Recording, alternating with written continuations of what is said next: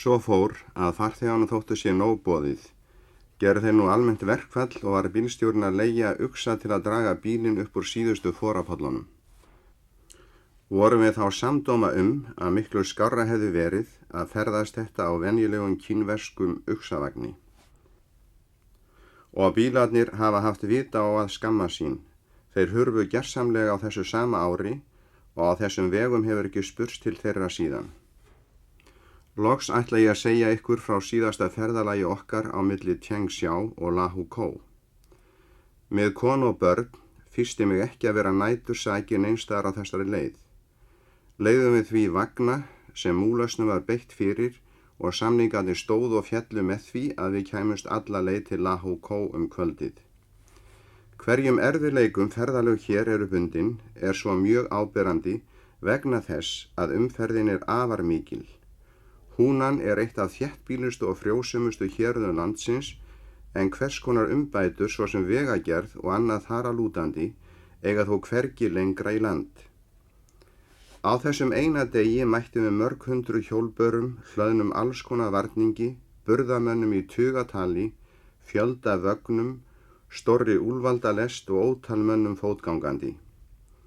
Umferðin var reyndar óvenjulega mikil vegna þess að fyrir nokkrum dögum höfðu ræningjar gert vart við sig og stöðvaðist á öll umferð skyndilega. En nú hafði varðlið nokkur að þorpa komist að samningu við ræningjana og var þá eins og stífla bristi, umferðin hófst á ný með meiri straumþunga en áður, á löngum kafla meðfram veginum stóðu varðsveitir ræningjana. Höfðu þeir nokkurt fé af öllum sem framhjá fóru, en gerðu mönnum annars engan miska. Þeir veittu okkur undanþágu án þess þó að nokkur byggist við því eða færi þess á leið. Buðu okkur góðgerðir og sýndu okkur óvenjulega mikla kurteisi. Flestir þessara manna báru öll einkenni ræfilslegasta óþokkalíðs.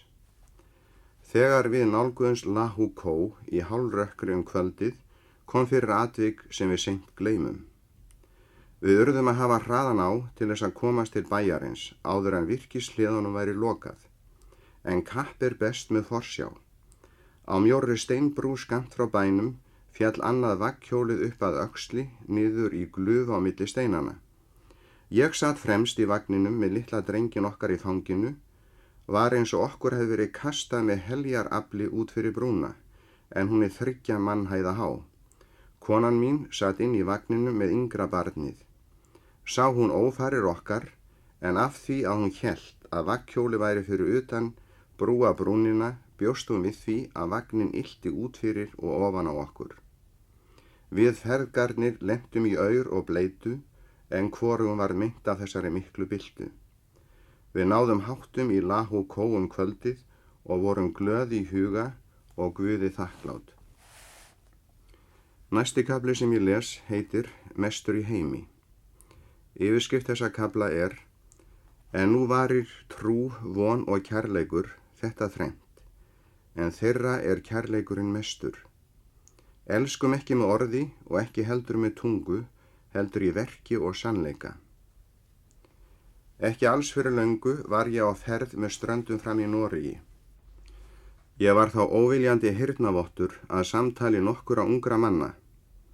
Þeir sátu beggja megin langborðsins í veitingasal skipsins, en fyrir enda borðsins satt miðaldra maður með flösku fyrir framan sig og átti mjög annríkt með að kveiki vindlingi sem alltaf var að slokkna í. Hann hélt fram sínum skoðunum með talsverðum hita og átti auðsjáanlega í vök að verjast. Nei, drengir, sagði hann í því ég kom inn. Kristniboðinu verður ekki bót mælt af heilvita mönnum. Það ekki blóðugt að okkar fátæka þjóð skuli fleygja 3 milljónum króna á ári hverju í þessa vitleysu? Því ekki burtu fleygt sem Guðir gefið, svaraði pilturinn tvítugt, ljósharður og bjartur yfirlitum. Það borgar sig að hlýða boði Guðs og hans blessun meira virði en allir fjársjóðir veraldarinnar. Það verður engin fátækur af því að styrkja gott málefni. Gott málefni, blessaði verið hér, svaraði maðurinn í öndveginu og tæmdi flöskunum leið. Ég ger ekki ráð fyrir að nokkur sé fúsara að styðja gott málefni en einmitt ég. Hefði nú þessum 3 milljónum verið varið til stuðnings góðum málefnum hér heima fyrir, eða til dæmis til Spánarhjálparinnar. En það nú öðru nær.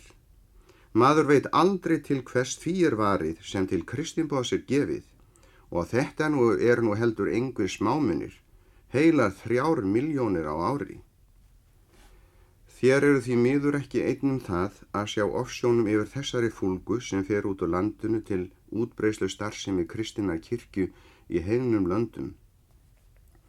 En eður alveg ókunnugt það, hve miklu þjóðin ver til kaupa á þessum vökva, sagði ungi maðurinn bjarthærði og lyfti flöskunni sem á borðinu stóð.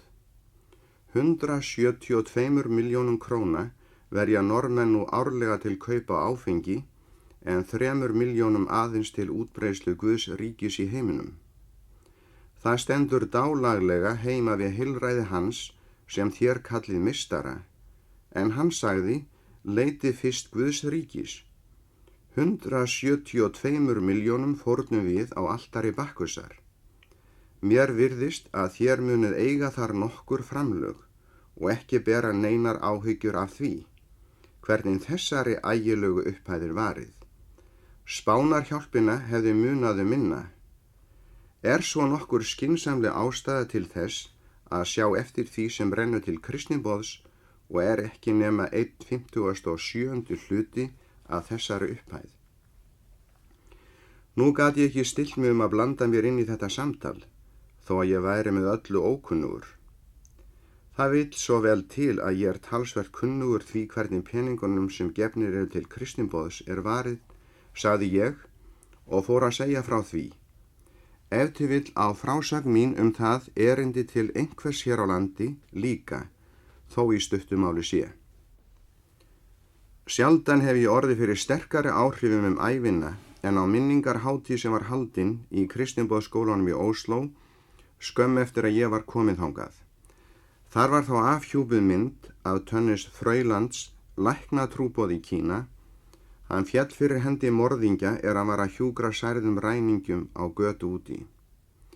Mér var starsýnd á þá mynd oftar en einu sinni og mörgum árum síðar stóð ég við leiði hans í kirkjugarði Kristniboðana í Lahúkó. En þá var mér hugsað einkanlega til aldraðar móður hans í Noregi. Enginn þurfti að vorkenna henni, það vissi ég, en mér hlýnaði hjartað við tilhugsunina fórn þeirra beggja. Tönnisar læknis og móður hans, kærleiks fórn sem dauðinn opinberaði en yfirskýgði ekki. Það hafði þegar verið myndaður sjóður með frjálsum samskotum trúaðra manna til minningar þennan fyrsta píslavott meðal norskra kristniboða í Kína. Því fé skyldi varið til þess að reisa sjúkrahús í Lahúkó á þeim stað í Kína læknirinn lét líf sitt. Sjúkrahúsið var svo reist árið 1927, einmitt sama árið og ofsóknir dundi yfir svo megnar að við urðum að flýja land stundarsakir. Þannig hefndu Kristniboðsvinir sín bæði fyrir drápið og ofsóknunar. Tönnis Frøyland vann að sínu göfuga köllunastarfi í tæp 5 ár. En í sjúkrahúsinu hafa 3 lækningatrúboðar starfað í mörg ár. 30.000 sjúklingar sækja lækningastofu þess árlega, en hátt á 2.000 sjúklingar eru lagðir þar inn á hverju ári. Hér á það við sem Jesús sagði, degi ekki hveitikorni sem fellur í jörðina, verður það einsamalt, en degi það ber það mikinn ávöxt. Og enn fremur, hver sem tínir lífi sínu mín vegna, hann mun finna það. Trúboðs Kínasambandsins norska á stærð við Ísland, en íbúar eru 6 milljónir. Nú ekki önnur sjúkrahús á öllu þessu svæði en 2 sem bæði eru byggð og starfrækt af Kristniboðsfélögum, og einhver aðrir fullmenntaðir læknar en Kristniboðslæknarnir. Má svo hver sem vill deilum það hvort hér verið að vinna þarft verk eða ekki. Læknar eru eflaust færustu menn allra manna til þess að gegna hvers konar líknastarfi, enda fengin reynsla fyrir því. Þáttaka manna í líknastarfi hefur þó ætíð áttu rót sína rekja til hugafarsins, fremur en til menntunar eða meðfæddra hæfileika, eða réttara sagt áttu rót sína rekja til áhrifa kristindómsins. Líknastarf er óþekkt að heita má með heiðnum þjóðum nema það sem þar er unnið á vegum kristinna kirkju. En það líknastarf er fjölþætt mjög og umfangsmikið. Líknastarf var óþekkt á Vesturlöndum líka að heita mátti áður en kristindómurinn barst þangað. Klaustrin voru einu sjúkrahúsin á miðöldunum, munkarnir voru læknar þeirra tíma en nunnur og leikbræður hjúkrunarfólk. En á 1000 árum hefur kristindómurinn gagnsýrt svo hugsanahátt alls almennings í Evrópu að sjálfsagt þykir að hið opinbera taki líknamálin í sínar hendur, fyrr þykir ekki vel fyrir þeim séð. Og svo fer mönnum að gleymast að fátræka löggjöfin, líknastofnanir, sjúkrahúsin og jafnvel læknislistin sjálf er upprunalega grein á meiði kristindómsins. Nú er verið að höggva greinina af og hirða ávextina, og hvernig mun þá fara? Það getur ekki farið á annan veg en Kristur hefur sjálfur sagt fyrirfram. Eins og greinin getur ekki borið ávöxt af sjálfri sér, sagði hann, nema hún sé á vínviðnum, þannig ekki heldur þér nema þér séuð í mér. Kristindómslaus menning eða kristindómslaus stjórnmálastefna getur ekki borið slíka ávexti og getur heldur ekki varðveitt þá. Það verður engin líknastofnun til lengdar þar sem anda Krists er ekki leyft að komast að. Alls konar stofnunum getur fjölgað en líknarandi mun hverfa að sama skapi. David Livingstone var læknir en hann hefði hvorki orðið kristniboði né landkönnuður í Afríku ef hann hefði ekki verið höndlaður af drottni Jesú. Síðustu orðin sem hann skrifaði með skjálfandi hendi í dagbókina rétt áður en hann dó voru: Jesús minn, konungur minn, mitt líf, mitt allt. Að nýju gefst ég þér algjörlega. Nú munu fleiri trúaði læknar hafa unnið á kristniboðsakrinum en lesendur mína flesta grunar. Starfið í þjónustu kristniboðsins er einn merkilegasti og fegusti þátturinn í sögu læknastéttarinnar fyrr og síðar. Þeirra starf hefur rutt drottni braut á meðal margra þjóða, eigi síður en predikunar og kennslustarf kristniboðsins. Og jafnframt hefur það glætt skilning á kristniboðinu heima fyrir og áhuga fyrir því flestu öðru fremur. Rúmlega 100 ár eru nú liðin síðan fyrsti kristniboðslæknirinn fór til Kína. Peter Parker hét hann og var Ameríkumaður. Hann vann brátt traust Kínverja, ferðaðist víða og aflaði sér mikils álits hvarvetna. Það hefur verið sagt að hann hefði fyrstur hvítra manna opnað hinn rammgeru virkislið Kínaveldis, þar að segja unnið bug á fordild og útlendingahatri Kínverja. Læknatrúboðsfélagið í Englandi var stofnað fyrir forgöngu hans. Þetta félag hefur þar ennþá sinn eigin lækningatrúboðsskóla. Hudson Taylors verður jafnan getið sem eins af merkustu brautryðjendum kristinna trúar í Kína. Hann var læknir en gaf sig allan að trúboðspredikun, uppland af trúboðsins í Kína, China Inland Mission, sem hann stofnaði, hefur nú yfir 1000 kristniboða í þjónustu sinni og starfa ekki 17 sjúkrahús og yfir 300 lækningastofur. Saga kristniboðsins í Japan hefst með sögu hins nýja tíma þar í landi eða 1860. Landslög bönnuðu trúboð en ekki kristilegt starfslíf.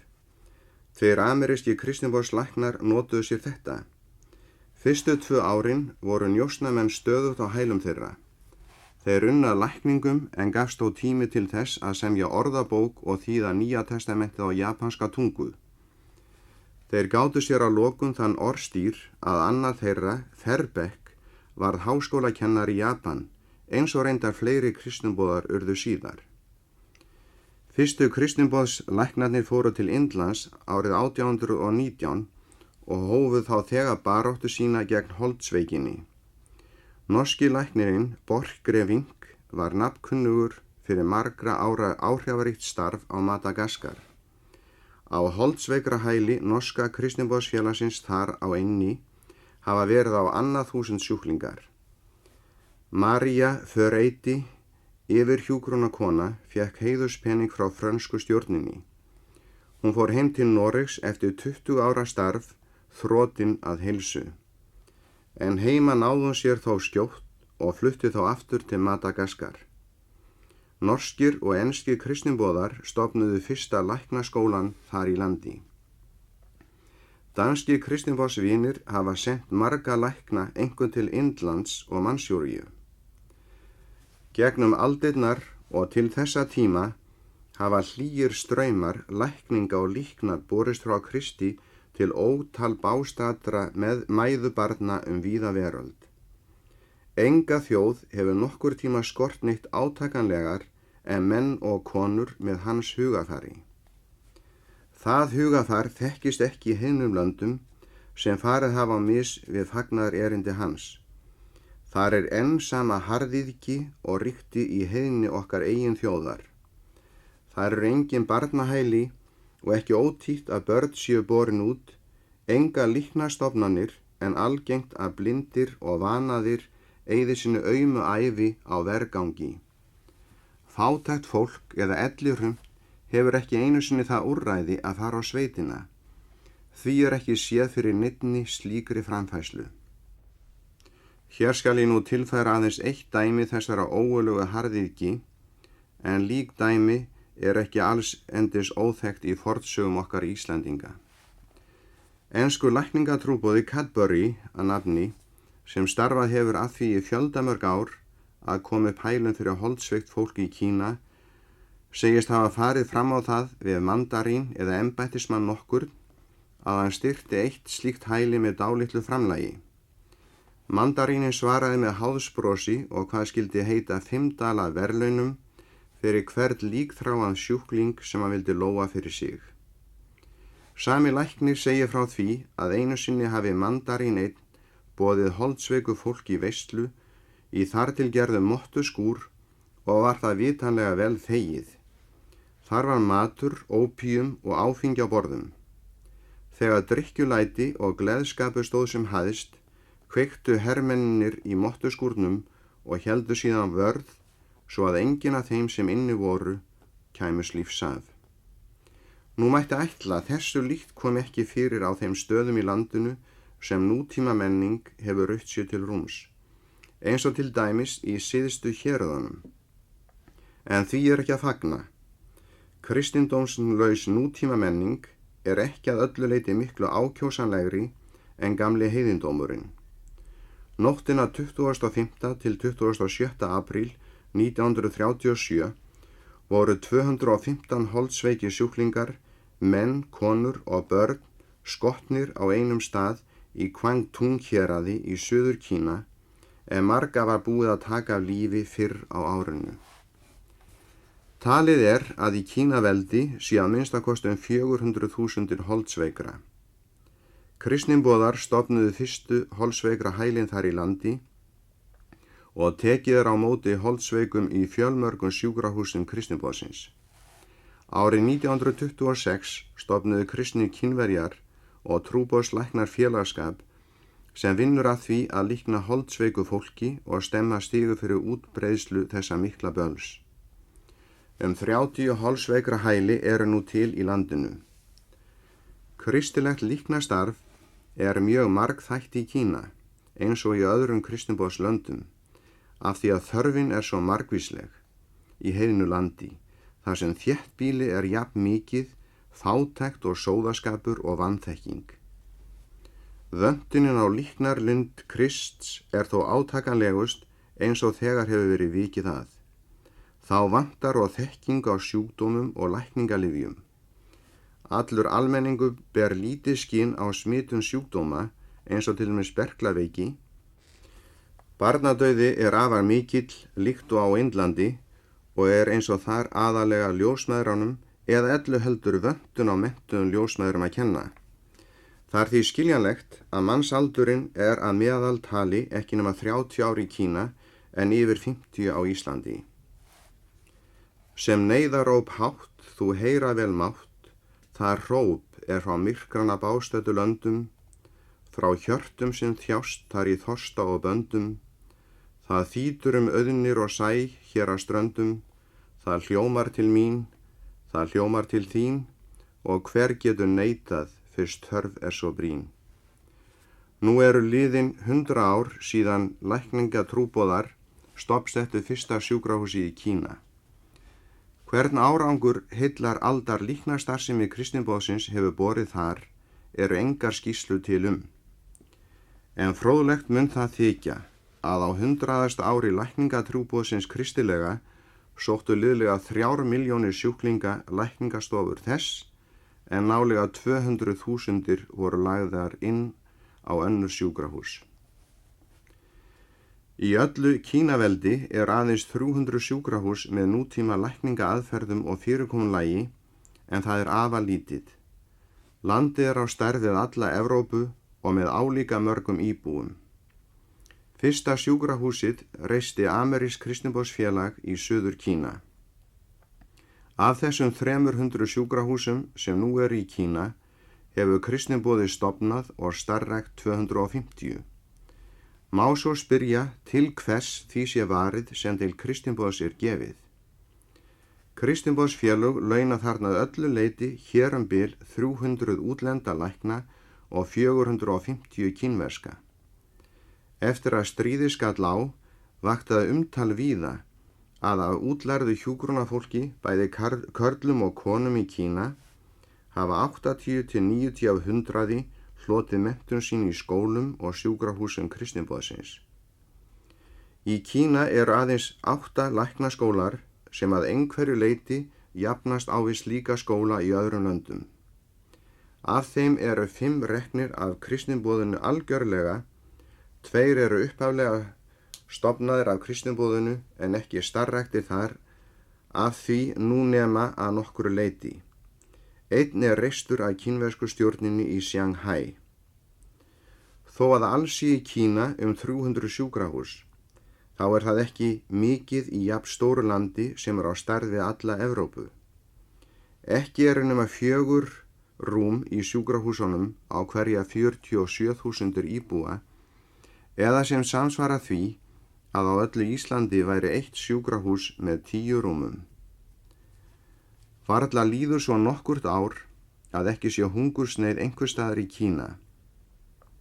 Það eru þurrkar eða flóð, ræningjaóeirðir eða styrjaldir sem eiga sök á því til skiptist. Það mun ekki orðum aukið á slíkum neyðartímum hafi kristinboði stundum bjargað tugum þúsunda mannslífa.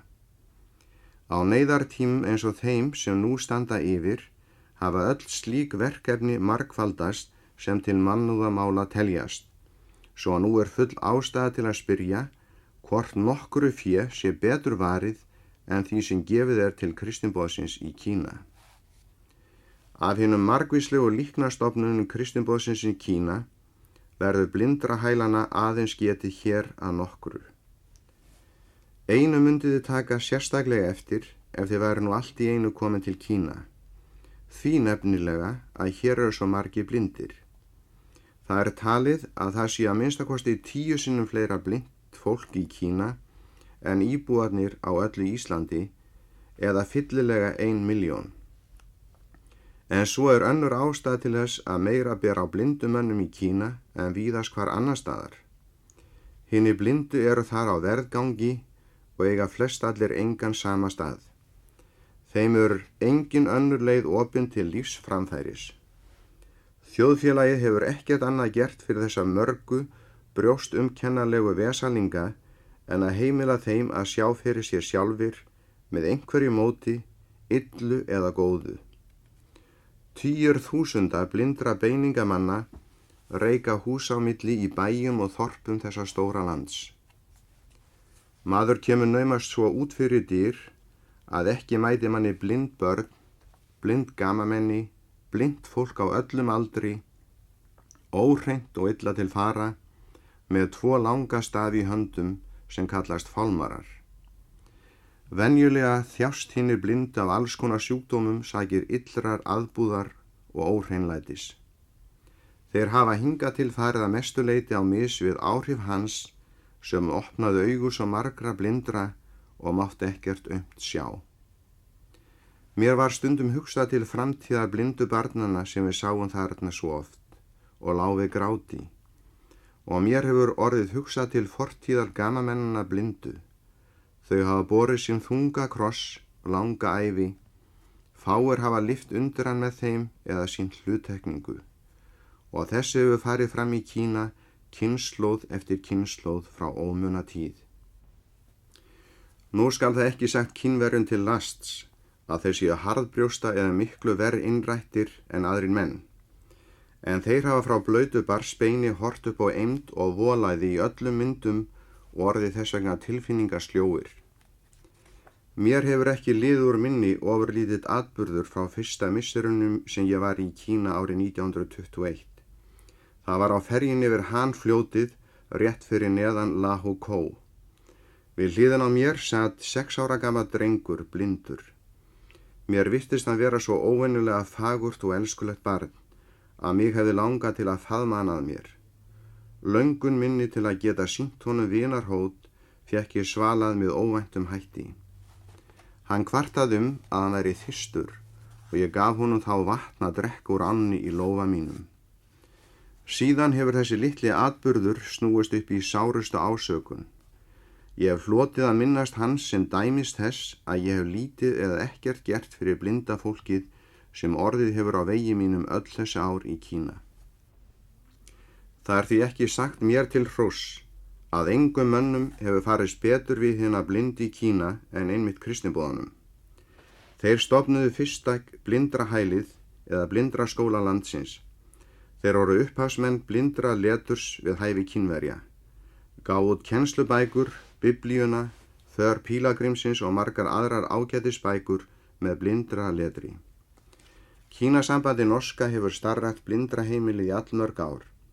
Í þess konar skóla kristinboðsfélagann í Kína munu ganga árlega 1000 nemendur. Þessi skólar kenna ýmis konar handinn auk venjulegra námsgreina. Eitthvað 3000 blindra hafa útskrifast úr þeim. Það fóru sögur af því eitt haustið í Tianxiao að unglingsmaður blindur hefði verið þar á ferðalagi og vakið á sér óvenjulega mikla eftirtekt. Hann var vel til fara og kunna vefa og búa til sandala. Hann svo tók upp hjá sér 2 stórar bækur og fór að lesa með fingrunum, vildi fólk ekki trúa sínum eigin augum. Honum tókst þó að sannfæra kristna menn yfirburði sína hann settist við orgelið, stjórnaði söngnum á samkomunni, flutti bæn og las upp text úr Mattheusar guðspjalli og predikaði eins og prestur. Það kann þó að vera að útlærðum og allsjáandi guðfræðingi hefði farist þetta eitthvað betur, en Kínverjar urðu fyrir ógleymanlegum áhrifum. Þeir hafa ekki öðru vanist en blint fólk geti ekkert gert og ekkert lært en lifa á vergangi í hinu mesta volæði. Þessi unglingspiltur hafði nýverið lokið námi í skóla okkar í Lahu Kou og var hann síðar blindrakennari þar.